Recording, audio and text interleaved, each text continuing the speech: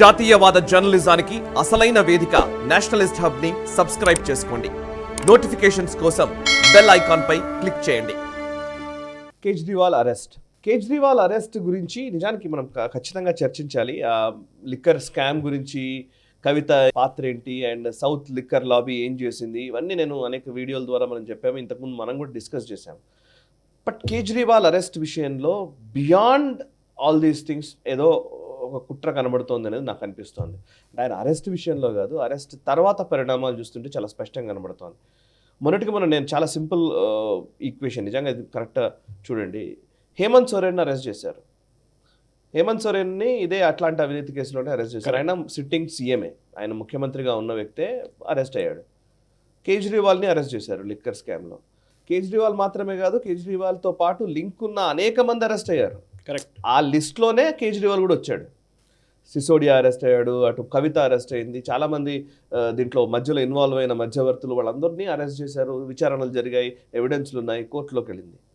But వేరాస్ మీరు యుఎస్కి సంబంధించిన response చూడండి, జర్మనీ నుంచి రెస్పాన్స్ వచ్చింది, ఆయా దేశాల నుంచి వచ్చిన కండెమ్నేషన్స్ కావచ్చు, లేకపోతే కొంచెం విచారణ సజావుగా సాగాలని చెప్పడం కావచ్చు, ఆ రియాక్షన్స్, ఇంటర్నేషనల్ రియాక్షన్స్ కనబడుతున్నాయి.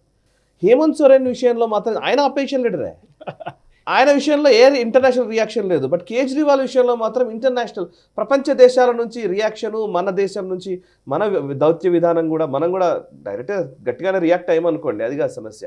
బట్ ఏంటిది, జయలలిత కూడా was a serving chief minister. చాలా మంది చెప్పారు స్టోరీ, మీడియా వాళ్ళు, first chief minister to be arrested. First ఎక్కడ అవుతుంది? Jayalalithaa was the first one. Hemant Soren arrest చేసే ముందు రిజైన్ చేశాడు. లాలూ ప్రసాద్ యాదవ్ అరెస్ట్ అయ్యాడు, రాబ్రీ దేవికి ఇచ్చేసి ఆయన జైలుకి వెళ్ళాడు. ఇప్పుడు నిజంగా మీరు అంటుంటే ఇంతమందిని అరెస్ట్ చేసినప్పుడు కూడా జరగనిది ఒక కేజ్రీవాల్ విషయంలో ఎందుకు ఇంత ఏం లేదు సాయి గారు, ఎందుకు యుఎస్ రియాక్ట్ చేస్తున్నారు, ఎందుకు జర్మనీ రియాక్ట్ చేస్తారని మనం ఒక వాక్ బ్యాక్ చేయాలి దాని గురించి. జస్ట్ కనెక్ట్ ద డాట్స్ అంటారు మనం. Magsaysay award, Ramon Magsaysay award, అది స్పాన్సర్ చేస్తున్న ఎవరు? Ford Foundation. One of the sponsors that prize is named after Philippines former prime minister and all, that is different thing. కానీ ఈ award first వెళ్తే జెన్యున్గా వెళ్తుండే. దాని తర్వాత చూడండి ఎవరికి ఇచ్చారు అవార్డు? అరుంధతి రాయ్, అరవింద్ కేజ్రీవాల్, రవీష్ కుమార్, ఇట్లాంటి వాళ్ళకి ఇస్తున్నారు. వాళ్ళ కామన్ లింక్ ఏంటి? They are all anti Modi. Okay, all are anti Modi, anti Modi, anti BJP. చదువుతున్నాను, సోనం వాంగ్చుక్ కూడా ఇచ్చారు. ఇప్పుడు ఆయన కూడా హంగర్ స్ట్రైక్ లో కూర్చున్నాడు. ఆ లింక్ మన అందరూ దాన్ని మర్చిపోతాం. అసలు కేజ్రీవాల్ స్కామ్లో కూడా the judge remanded him first. ఇప్పుడు మళ్ళీ ఇవాళ ఏప్రిల్ 1 దగ్గర ఎక్స్టెండ్ చేశారు రిమాండ్. ఫస్ట్ టైం రిమాండ్ చేసినప్పుడు 8 సార్లు సమన్స్ ఇస్తే రాలేదు. 9వ సార్లు జడ్జు ముందు వస్తే ED said we have to give you the evidence అంటే ఓపెన్ కోర్టులో ఏమన్నారు? అని చెప్పారు వాళ్ళు. We will give it in a chamber. అంటే జడ్జ్ ఏం చేస్తారంటే చైర్ నుంచి లేచి ఆయన చేంబర్కి వెళ్తాడు, రూమ్కి వెళ్ళి అక్కడ చూస్తారు కొన్ని కాన్ఫిడెన్షియల్ డాక్యుమెంట్స్. తో ద ఈడీ ప్రొవైడెడ్. ఆయన చూసిన తర్వాత జడ్జి బయటకు వచ్చి ఏం చెప్పారండి, ఈయన ఇప్పుడు దాకా ఎందుకు అరెస్ట్ చేయలేదన్న. Those are the words used.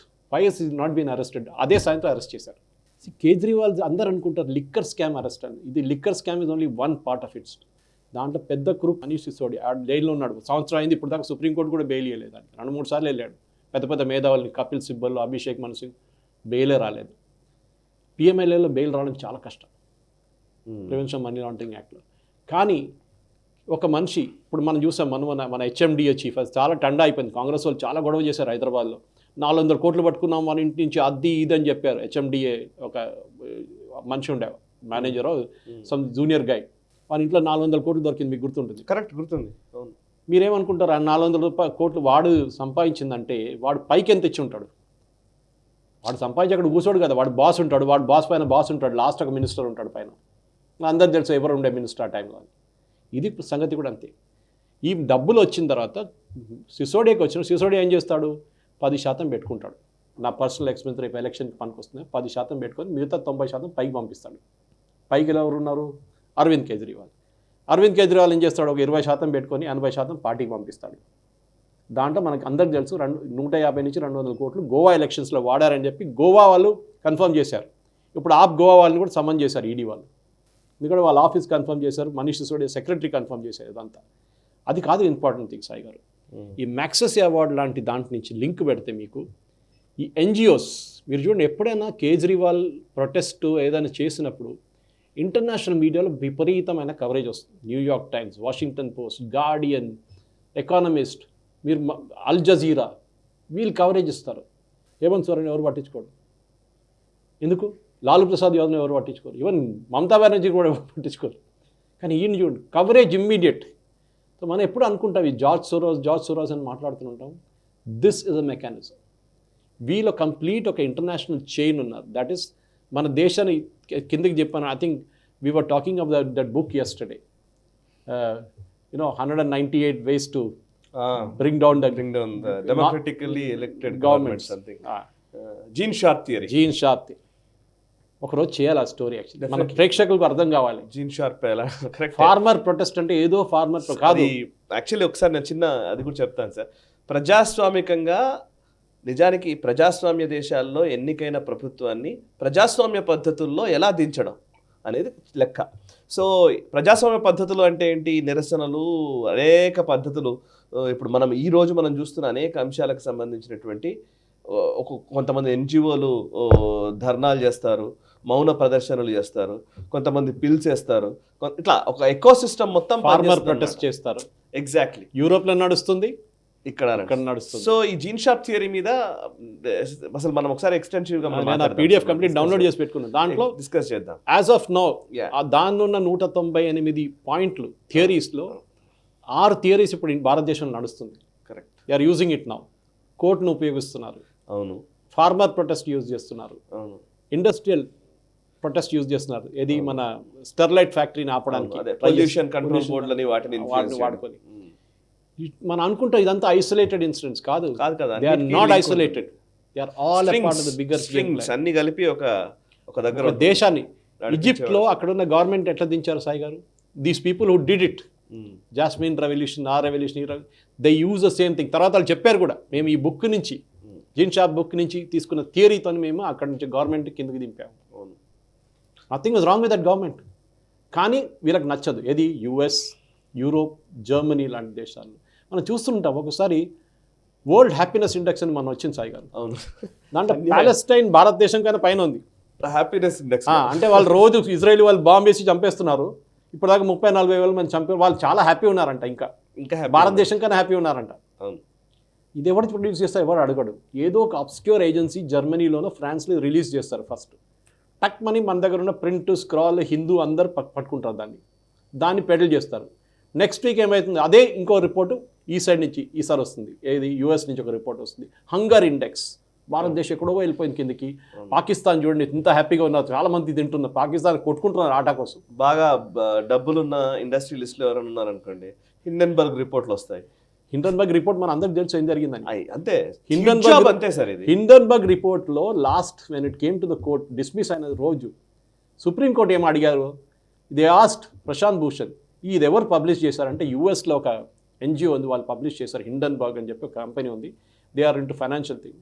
వాళ్ళకి రిపోర్ట్ ఎవరు ఇచ్చారు? అంబానీ గురించి, అదానీ గురించి. అంటే వాళ్ళేమన్నారు? భారతదేశంలో ఒక NGO ఇచ్చారని చెప్పారు. ఆ NGO అవడం చూస్తే ప్రశాంత్ భూషణ్ NGO. ప్రశాంత్ భూషణ్ కోట్ చేస్తుంది హిండెన్బర్గ్ రిపోర్టు. ఆ హిండెన్బర్గ్ రిపోర్ట్లోని కంటెంట్ ప్రశాంత్ భూషణ్ ఇస్తాడు. అదే అంతే. అక్కడ డిస్మిస్ చేసి పడేశారు supreme court. Because the entire thing was very clear. మీరు ఇక్కడి నుంచి ప్రొడ్యూస్ ఎక్కడ పంపుతున్నారో వాళ్ళు 10-20 పబ్లికేషన్స్ పంపించారు వరల్డ్ వైడ్. అంతే. చూడండి, అదాని అక్కడ చేస్తున్నాడు, అదాని చేస్తున్నాడు. స్టాక్ మార్కెట్లో క్రాష్ చేసి ఇండియన్ ఆడియన్స్ చేస్తాడు. ఈ బాట్ ద స్టాక్స్ అండ్ ఈ sold it at a profit. Correct. ఇది వీళ్ళ మళ్ళీ ఆ డబ్బులు ఎక్కడ వాడతారు? మళ్ళీ ఇదే ఇట్లాంటి దేశాల్లో ఇప్పుడు ఎలక్షన్ ఫండ్స్ చూసాం, రఫేల్ చూసాం. హిందూ నాకు తెలిసి ఇప్పుడు ఈ మనీ లాండరింగ్ అన్నారు కదా. సో బేసికల్లీ బయట నుంచి మనీ రౌట్ అవ్వడానికి కావాల్సినటువంటి మార్గాలలోనే అసలు విషయం జరుగుతుంది. అంతేనా కదా? నిజానికి ఇప్పుడు లిక్కర్ స్కామ్ లో జరుగుతున్న దానికంటే కూడా ఇంకా బియాండ్ లిక్కర్ స్కామ్ జరుగుతుంది. మనకి అందరికి తెలుసు what is liquor scam all about. మీరు చాలా ఎపిసోడ్ చేశారు లిక్కర్ స్కామ్. అక్కడ 70-30 రేషియోలో గవర్నమెంట్ ప్రైవేట్ అవుట్లెట్స్ ఉండే ఢిల్లీలో. ఒక 1 day fine morning Sisodia decided కాదు, ఇది 70 ప్రైవేట్ 30 గవర్నమెంట్ చేసేద్దామని చెప్పి. అంతే. క్యాబినెట్ అప్రూవల్ లేకుండా చేశాడు. ఎందుకంటే క్యాబినెట్లో the only person without a portfolio is Arvind Kejriwal. ఆయన దగ్గర ఒక్క పోర్ట్ఫోలియో కూడా లేదు. యూజువలీ ముఖ్యమంత్రి హోమ్ మినిస్ట్రీ వాళ్ళ దగ్గర పెట్టుకుంటారు ఎప్పుడు. కానీ ఢిల్లీలో home ministry is under the union government. So ఆడ హోమ్ మినిస్ట్రీ లేదు ఆడికి. ఈ కేజ్రీవాల్ ఆడిన గేమ్ ఏంటంటే he didn't want get caught. నా దగ్గర ఏ పోర్ట్ఫోలియో లేదు, నేను ముఖ్యమంత్రి మాత్రమే, ఈ డిసిషన్ నాకు తెలియదు, సిసోడియా తీసుకున్నాడు డిసిషన్. ఏం చేశారు? దాంట్లో కవిత ఎట్లా వచ్చింది మన అందరికి తెలిసి స్టోరీ అంతా, మళ్ళీ మనం రిపీట్ చేయక్కర్లేదు. కరెక్ట్. కానీ దాని వెనకాతలో ఉన్న స్టోరీ ఇంకోటి ఉంది, which is basically that Kejriwal is funded. Khalistan is ఓపెన్గా చెప్పారు కదా, పన్ను చెప్పాడు కదా, వి గేవ్ $16 million అన్నాడు. కేజ్రీవాల్ ఇవాళ దాకా డినై చేయలేదు అది. ఇవాళ దాకా కేజ్రీవాల్ హస్ నాట్ డినైడ్. బుల్లర్ అని ఒక టెర్రరిస్ట్ ఉండే, I think he was arrested for some earlier assassination attempt ఒకటి. బుల్లర్ని రిలీజ్ చేయడానికి $16 million ఇచ్చాడు పన్ను ఆమ్ ఆద్మీ పార్టీకి. ఓకే. పంజాబ్లో ఎట్లా గెలిచారు election? This money was used for that. పంజాబ్లో వీళ్ళు ఇచ్చిన అష్యూరెన్స్ ఏంటంటే అక్కడున్న టెర్రరిస్ట్ని మేము we will look the other way. కానీ యూనియన్ గవర్నమెంట్ ఏం చేశారు? ఇమ్మీడియట్గా బీఎస్ఎఫ్ని వాళ్ళ ఇంటీరియర్, ఫస్ట్ బీఎస్ఎఫ్ ఒక 5 kilometers దాకా వాళ్ళకి రేంజ్ ఉంటుంది బార్డర్ దగ్గర, అక్కడే వాళ్ళు ఇన్వెస్టిగేట్ చేయొచ్చు. 20 kilometers తీసుకున్నారు లోపలికి. There area increase. Same thing happened in West Bengal also. Mamata Banerjee లో మతుకుంది, ఎందుకంటే అక్కడ క్యాటిల్ స్మగ్లింగ్, ఇక్కడ డ్రోన్ల ద్వారా ఆయుధాలు కూడా వచ్చినాయి. ఇంకోటి స్మగ్లింగ్ తెలుసా సాయి గారు, మీరు సర్ప్రైజ్ అయిపోతారు, అవుతారు. వెస్ట్ బెంగాల్ వైపు major smuggling from India to Bangladesh. మీరు గెస్ట్ చేయండి ఏంటది? Benadryl cough syrup. అవును, విన్నా. ఎందుకంటే ఆ కఫ్ సిరప్ లో మీకు నిద్ర వస్తుంది, కొంచెం తాగేస్తుంది. That is the part of that treatment. ఇండియాలో బ్యాన్ ఇప్పుడు, బెనడ్రిల్ ఎక్కడ లేదు. ఆ స్మగ్లింగ్ చేసి అక్కడ తీసుకెళ్తారు, ఎందుకంటే అక్కడ లిక్కర్ బ్యాన్ ఉంది. ఇక్కడ తీసుకెళ్ళి అక్కడ అమ్మేసుకొని బెనడ్రిల్ కఫ్ సిరప్ అది తాగేసి రాత్రి మంచిగా పండుకుంటారు. This is what is happening now. బీఎస్ఎఫ్ని తీసుకొచ్చినప్పుడు పంజాబ్లో దట్ బికేమ్ ఎ ప్రాబ్లం. అక్కడ దట్ బికేమ్, ఇక్కడ డ్రోన్స్ యూజ్ చేస్తున్నారు, అన్నీ చేస్తున్నారు. ఈ కేజ్రీవాల్ ఆడే ఈ యాంటీ నేషనల్ గేమ్లో వీఆర్ గెటింగ్ కాట్ ఇండియా. దానికోసం మేము కోర్టుకి ఎవిడెన్స్ చూపించిన కోర్టు ఫస్ట్ అదే అడిగారు, వీని ఇప్పుడు దాకా ఎందుకు అరెస్ట్ చేయలేదు? వీడు బయటికి రాడు సాయి గారు, ఒక సంవత్సరం దాకా బయటికి రాడు ఈజీగా. చూడండి మీరు. ఈ వీడియో మీకు నచ్చినట్టయితే లైక్ చేయండి, 10 మందికి షేర్ చేయండి. అలాగే కామెంట్ల రూపంలో మీ అభిప్రాయాలను మాతో పంచుకోండి. Nationalist hub group of channels ను సబ్స్క్రైబ్ చేసుకుని తెలుగునాట జాతీయవాద జర్నలిజాన్ని ప్రోత్సహించండి. ఈ వీడియో కింద ఉన్న బెల్ ఐకాన్ పై క్లిక్ చేయడం మర్చిపోవద్దు.